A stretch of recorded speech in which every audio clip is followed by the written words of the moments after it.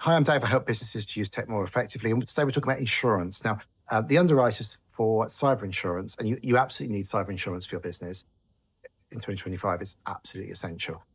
They're understanding the risks better now, and they're not just giving blanket coverage. They're looking at what you're doing, what your cyber resilience looks like. In a small organization, you can get away with not very much.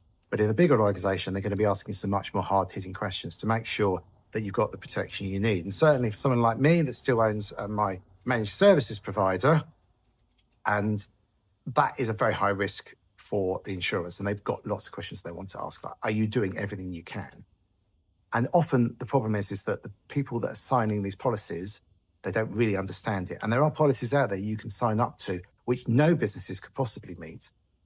So I'm not quite sure how that's going to work if there's a claim. Now, in the UK, it seems that most people are getting their payouts, but that isn't always going to be the case. So you do need to make sure that you're honest with your broker.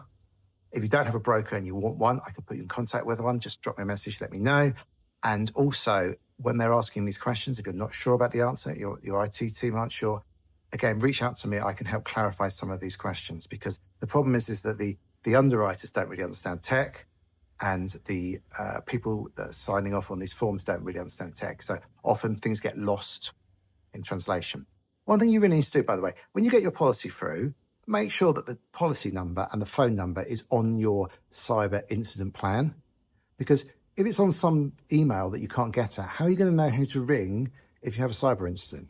Anyway, so what they're asking at the moment is they want to make sure that you're kind of meeting the cyber essentials minimum standards. Are your devices encrypted?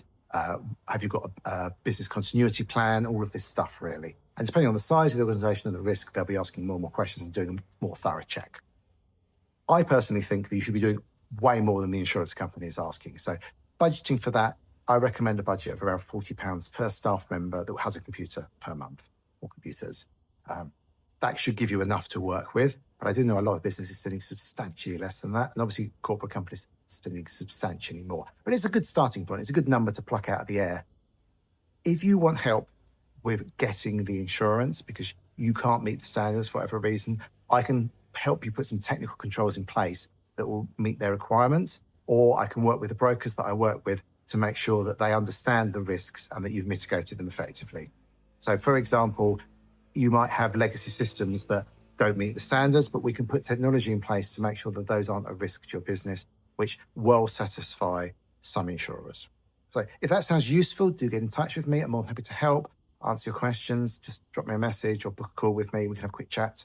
And if I can help you with cyber or AI or general technology business strategy, love to have a chat with you. Thanks for watching.